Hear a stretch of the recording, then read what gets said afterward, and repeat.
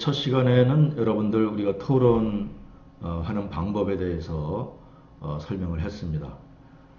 이번에는 여러분들이 많은 사람들 앞에서 나와서 발표하는데 경험이 별로 없기 때문에 막상 발표하려고 하면은 굉장히 떨리고 말도 잘 안 나오고 굉장히 어렵죠.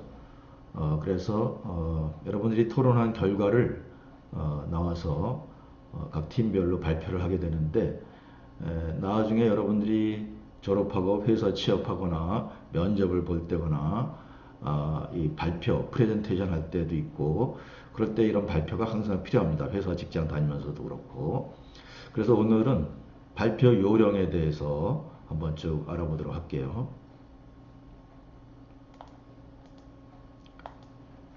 우선 발표 진행은 어, 맨 처음 우리가 앞에 나왔을 때 겉으로 보는 외견, 첫인상, 복장, 표정 이런 거에 의해서 벌써 우리가 청중들이 이 사람한테 집중을 할 것인지 집중을 안 할 것인가 벌써 판단이 됩니다. 그래서 내 헤어스타일이나 옷이나 어, 전체적인 인상이나 이런 것들이 어떤 건지를 점검을 해야 됩니다. 물론 여러분들이 여기서 수업에서 나올 때는 크게 뭐 단정하게 하면 되는 거고 크게 신경 안 써도 됩니다. 그 다음에 두 번째는 청중 앞에 나와서 자세를 어떻게 가질 것인가. 주머니에 손 꽂고 성의 없는 자세로 이렇게 껄렁껄렁하게 서 있으면은 청중들이 별로 집중을 못 하겠죠. 그래서 서 있는 자세가 얼마나 성실하게 신뢰감을 주고 전달할 수 있는지, 그런 자세, 태도, 행동이 중요합니다. 그 다음에는 이제 말을 어떻게 하느냐겠죠.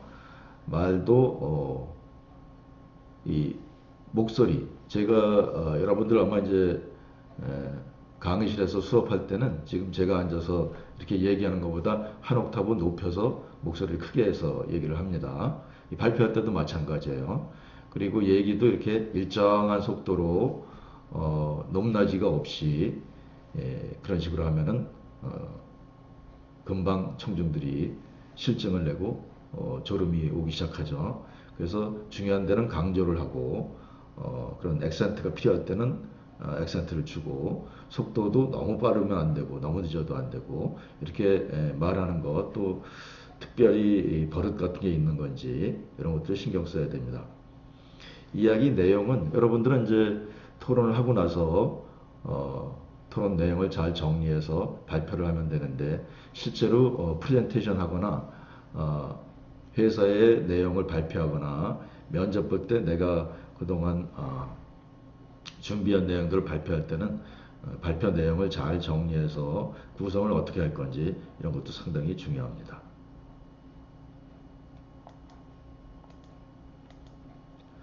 자, 다음은 이제 발표를 할 때에 어, 명확한 전달이 필요합니다. 이 새로운 용어가 나왔을 때 새로운 용어에 대해서 어떤 뜻인지 정확하게 설명을 해줘야 되고, 구체적인 예를 들면서 애매모호한 표현이 없도록 그렇게 해줘야 됩니다.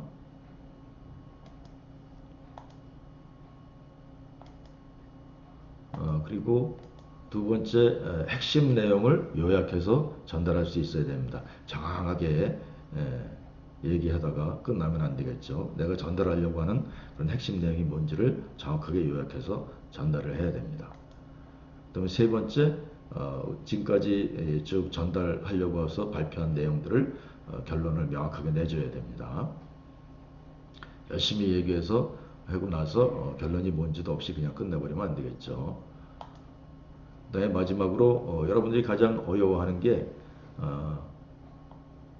발표 시간입니다. 발표 시간을 도대체 얼마 정도로 하는지, 내가 어떻게 할 수 있는지.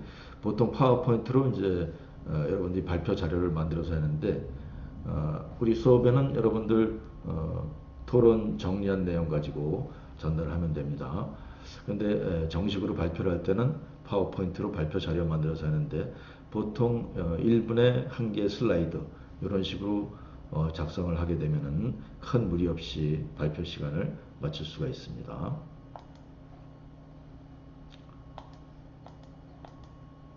자, 다음에 여러분들 커뮤니케이션 구성 요소에 대해서 한번 알아볼 텐데 메라비안의 법칙이라고 한번 들어보셨죠? 우리가 의사소통을 할 때 말도 중요하지만 그 다음에 말하고자 하는 그 내용도 중요하지만 가장 중요한 거는 겉으로 드러나는 표정, 몸동작 이런 것이 의사소통의 반 이상을 차지한다는 그런 메라비안의 법칙입니다. 예를 들면은 여러분들 아빠가 술 마시고 늦게 들어왔을 때 엄마가 얘기를 안 해도 표정만 보면은 벌써 아빠가 이 엄마가 화났구나 알고 뭐 잘못했다고 뭐 여기 변명하고 설명하기 바쁘죠. 특별히 말을 안 해도 표정하고 자세하고 몸동작만 보면은 그 사람이 지금 어떤 상태인지 전달하고자 하는 게 뭔지를 그대로 전달할 수가 있어요.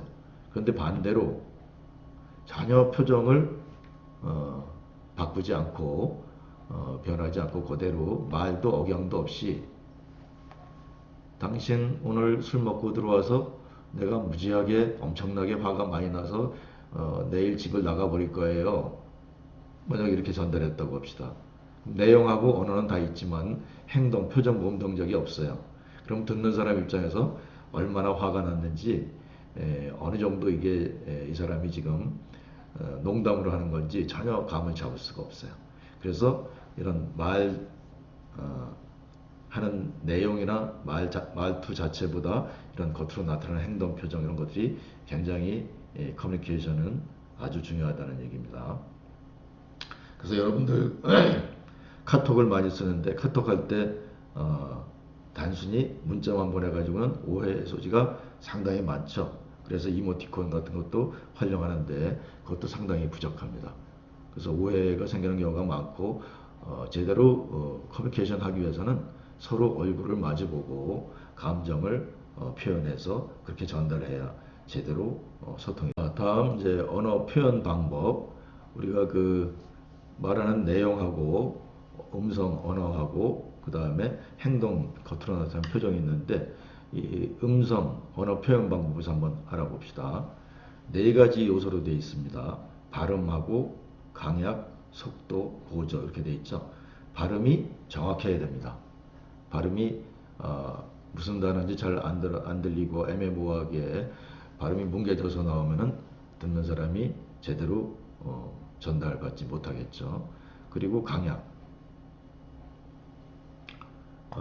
강약을 조절해서 이렇게 얘기를 해줘야 됩니다. 그래야 중요할 때는 중요한 강조를 하고 아닌 거는 약하게 하고 이런 식으로 해야지 집중을 할 수가 있어요. 그 다음에 고조, 높낮이가 변화가 있어야 된다는 얘기입니다. 같은 목소리 일정하게 쭉 하면은 쉽게 잠이 들겠죠. 그 다음에 속도, 말하는 속도가 너무 빨라도 안 되고 너무 또 천천히 늦어도 안 되고 적당한 속도로 이렇게 일관성 있게 진행을 해야 됩니다.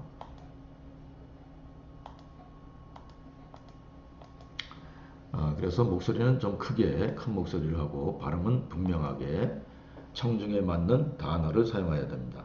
이 청중이 누구냐에 따라서 거기에 맞는 단어, 어휘, 주제를 선정해서 그렇게 해야 효과적으로 전달이 될 수가 있죠. 여러분들끼리 사용하는 그런 은어나 인터넷 용어를 청중이 할머니, 할아버지들 앞에서 그런 거 쓰면은 제대로 전달이 안 되겠죠. 청중에 맞는 단어를 사용해야 된다. 그 다음에 말하는 속도는 적절하게 속도를 유지해야 되고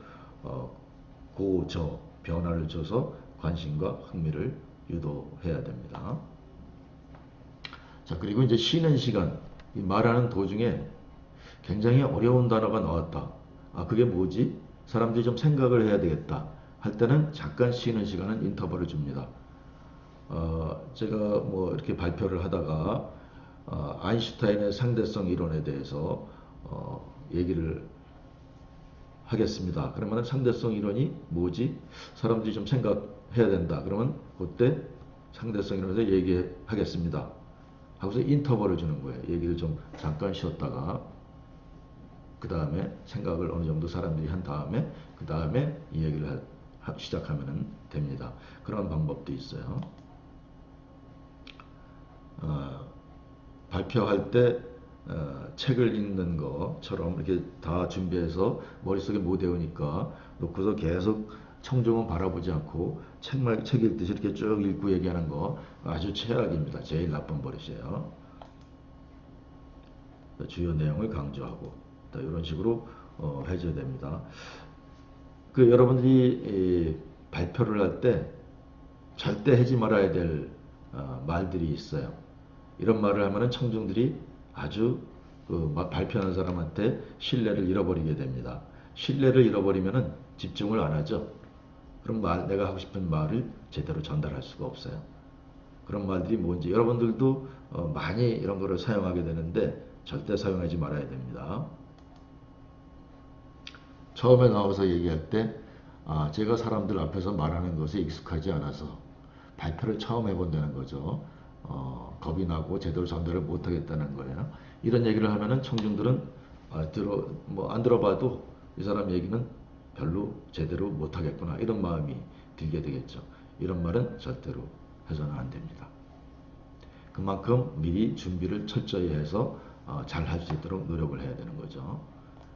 비슷합니다. 전부 다 준비한 것이 별로 없어서 얘기하다가 방금 머릿속에서 생각난 것입니다만 하면서 얘기하는 거 이거는 철저하게 그동안 충분히 준비를 해서 얘기를 하는 게 아니고 임기응변적으로 갑자기 얘기하다가 생각난 거를 쭉 얘기를 한다. 그러면 그 사람에 대해서 얘기하는 거에 대해서 신뢰가 떨어지게 되죠. 그리고 여러분들의 귀중한 시간을 뺏게 되어 미안합니다. 이것도 잘못된 표현입니다. 귀중한 시간을 뺏지 않도록 해야죠. 역시 충분히 준비를 해서 이 청중들한테 도움이 되는 그런 내용들을 전달을 해줘야 되는데 불필요한 그런 필요 없는 내용을 전달해서 시간을 뺏게 됐다 그러면 안 되는 거죠. 이것도 불필요한 말입니다. 충분히 준비하지 못해 죄송합니다. 이것도 마찬가지죠. 충분히 준비를 해야 되죠. 죄송합니다. 너무 떨리네요. 첫 번째 처음 얘기하고 똑같습니다. 말하는 것이 익숙하지 않아서 죄송합니다. 너무 떨리네요. 이런 것들은 전혀 필요 없는 말입니다. 자, 그 다음 이것도 마찬가지 처음 이야기하는 것이라서요. 자, 이런 내용들은 전부 다 해서는 안 될 그런 말들입니다.